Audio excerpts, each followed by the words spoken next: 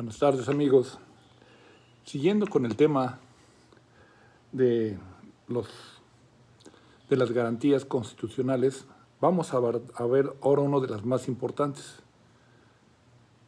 que está esta es lo que es la tutela judicial efectiva. ¿De qué me sirve llevar un juicio si al final no puedo ejecutarlo porque la materia del mismo se extinguió? Entonces, esta es una de las cuestiones más importantes y las problemáticas que se han presentado en la doctrina procesal constitucional y en procesal ordinaria. Pero lo vamos a tratar de ver desde un punto de vista constitucional. En las clases, para poder empezar a determinar esto, empiezo a hablar del artículo 14 constitucional, que decimos, nadie puede ser privado de sus propiedades o sus bienes si no es mediante juicio. Si esto es así, entonces yo les pregunto, ¿qué tal si una niña le pide alimentos, y esta niña viene acompañada, esto es a petición de mi nieta, ¿qué tal si esta niña viene acompañada de todos sus amigos y le pide alimentos al oso? Y en términos del artículo 210 del Código de Procedimientos Civiles del Estado de Veracruz, se establece que cuando hay una demanda de alimentos y hay las actas correspondientes, vamos a suponer que aquí hay un acta que vincula a Masha con el oso, vamos a partir de eso entonces, estamos hablando de que tiene la obligación de dar alimentos. Si esto es así, entonces, dar alimentos sin que todavía culmine el juicio, podemos estar hablando que es inconstitucional, violaría el 14. Entonces yo les pregunto, ¿en dónde está el fundamento constitucional? Y entonces me empiezan a contestar. El fundamento constitucional está en el cuarto porque tiene derecho a la alimentación. Digo, no, esa es la parte sustantiva. Fíjense, todo gobernado tenemos el derecho a que no seamos privados y hay una presunción a nuestro favor y nos dan el derecho de que si no hay un juicio no hay una afectación a nuestros derechos. ¿En dónde está el fundamento constitucional para que cuando alguien alega tener un derecho se ejecute inmediatamente? Esa es la problemática. No de carácter sustantivo, sabemos que tiene derecho a los alimentos, sino de carácter adjetivo. El 14 constitucional es de carácter adjetivo, ¿sí? Protege de alguna manera con una presunción de que hasta que no sea vencido no puede ejecutar. No se me puede ejecutar en mi contra. ¿Qué sucede al revés? ¿En dónde está el fundamento para que alguien ejecute inmediatamente? La respuesta, ya después de las discusiones que se arman en el salón, resulta ser en relación con el artículo 17 constitucional. Sí, el artículo 17 constitucional es en el que se establece la tutela judicial efectiva, junto con el artículo 25 de la Convención Americana, que dice que todo se tiene que tener, debe ser un juicio rápido, sencillo y efectivo. Y efectivo quiere decir que de llegar a dictarse una sentencia favorable, se puede ejecutar. Si no se pudiera llegar a ejecutar, no tendría ningún carácter. En este caso, no serviría de nada, ¿sí? Entonces, sería una justicia incompleta. Entonces, podríamos hablar también que cuando se habla en el artículo 17, justicia completa, quiere decir que se cumplen todos sus efectos, que se puede ejecutar. Entonces, en ese contexto, empezamos a ver las garantías individuales. Aquí encontramos, precisamente que ahora, si ya tenemos, en este contexto, estamos poniendo a competir dos principios. La tutela judicial efectiva, por un lado, establecida en el 17 constitucional y 25 de la Convención, y el artículo 14 constitucional que dice nadie podrá ser privado sino mediante juicio. ¿Cómo podemos hacer que si todavía no hay un juicio lo pueda empezar a ejecutar?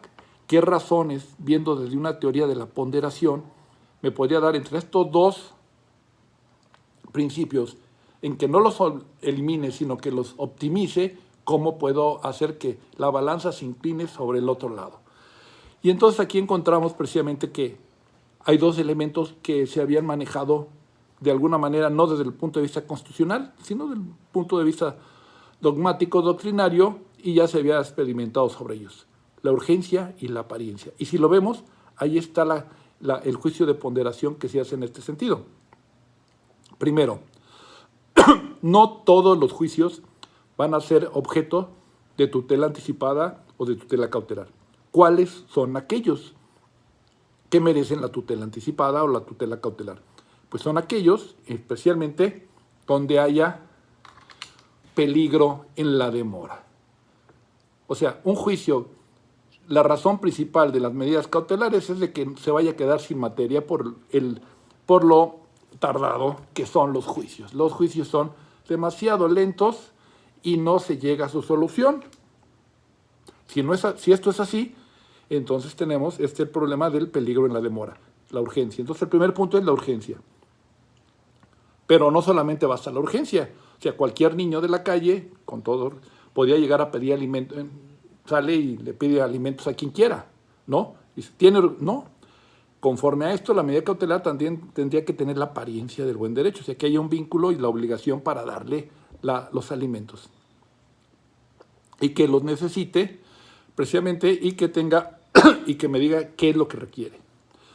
Entonces, ahí tenemos ya los dos elementos que hacen que, sin desconocer la tutela, sin que la tutela anticipada se sobreponga sobre el debido proceso, porque no en todos los casos va a ser, solamente cuando hay urgencia y cuando hay apariencia.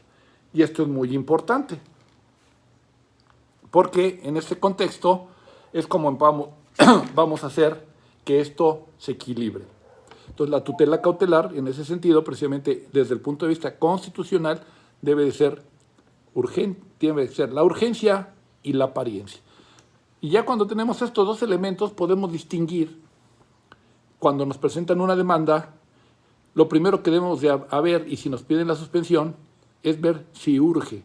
Un asunto que no urja, no va a ser necesario pasar a hacer el análisis de apariencia del buen derecho y posteriormente, si no contraviene el orden público y el interés social. A veces empezamos al revés, es que es de orden público y interés social, y por ese lado nos vamos. Sin embargo, hay que hacer esto. Entonces, aquí tenemos este tipo de circunstancias. Aquí lo que ya se permite es que en los dos supuestos no se va a perder el núcleo base de las dos.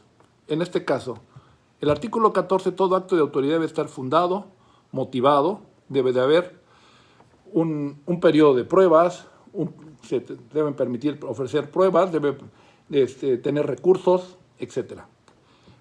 El 16 constitucional, que es donde se reglamenta el artículo 17, en este contexto donde ya se hace, de alguna manera se instrumenta, también dice que debe estar fundados y motivados. Entonces, si los dos deben estar fundados y motivados, y uno es en relación con las medidas cautelares y tutela anticipada, y el otro es sobre lo relacionado con el debido proceso legal, en el 14 constitucional también debe estar fundado y motivado. Entonces, ¿cuál es la diferencia? Pues entonces podemos ir desglosando uno a uno. ¿Los dos tienen que tener fundamentación? Sí. Los dos deben de estar señalando en qué artículo se establece el derecho de la persona que está solicitando la medida cautelar. Y en eso se tiene que basar el juez. ¿Los dos deben de estar motivados? También. Si los dos deben de estar motivados, entonces ¿cuál es la diferencia? La diferencia va a estribar en varias cuestiones. Una, por ejemplo, no va a ser con audiencia previa en términos del 16 y del 17 constitucional. La audiencia es posterior. Generalmente se ejecuta y después ya se tiene que pedir, se le da la audiencia mediante algún recurso a la parte contraria. Entonces, ahí tenemos pero no se pierde la garantía de audiencia. Y por el otro lado, en el punto de la motivación, tampoco debe de evadirse la misma.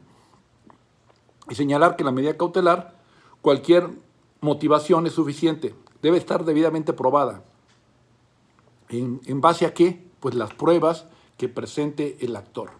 ¿Cuál es la ventaja que tiene el actor? Y precisamente en la tutela anticipada, ¿cuál es la ventaja que le está dando para no dejar sin garantía de audiencia y romper el núcleo? Es que va a estar de acuerdo con las pruebas que el actor presente. Son las que al principio voy a ver Y esa es la gran ventaja que tiene. Estoy ejecutando conforme a derecho con las pruebas que se me están presentando. Lo que va a pasar es que en el recurso se podrán presentar otras pruebas por su especial naturaleza. Generalmente no son aquellas que requieren preparación. Y por eso es que todavía se va a poder llevar hasta el fondo este punto, porque todavía va a haber pruebas que puedan llevar al punto a que más adelante se pudieran presentar algunas pruebas por su propia naturaleza, no se podían desahogar, que se ahoguen más adelante. Y esto va a ser importante porque con esas puedo ya tener ya todo el conocimiento completo. Y así es como vamos a manejar para que no se rompa el núcleo. De no ser así, si yo digo, nada más con esto y porque los alimentos son de orden público y social y no me demuestra nada y me llevo todo el juicio, pues va a resultar que le violé totalmente la garantía de audiencia porque rompí el núcleo y ni siquiera lo hizo fundado y motivado, o motivado en este caso, si no se presentan las pruebas correspondientes. Entonces, estas son de las cuestiones que resultan interesantes en la medida cautelar. Empezar a manejar la urgencia y la apariencia como los dos elementos que se deben de analizar, aparte de otros elementos presupuestos procesales que se deben de señalar, como son que venga firmada, que lo pida, etc. Esas son otras cuestiones y que tenga competencia el juez. Bueno, en este contexto, acuérdense que seguimos en cuarentena y soy su amigo José Manuel de Alba, aquí resolviendo para no estar aburriendo. Muchas gracias y hasta la próxima.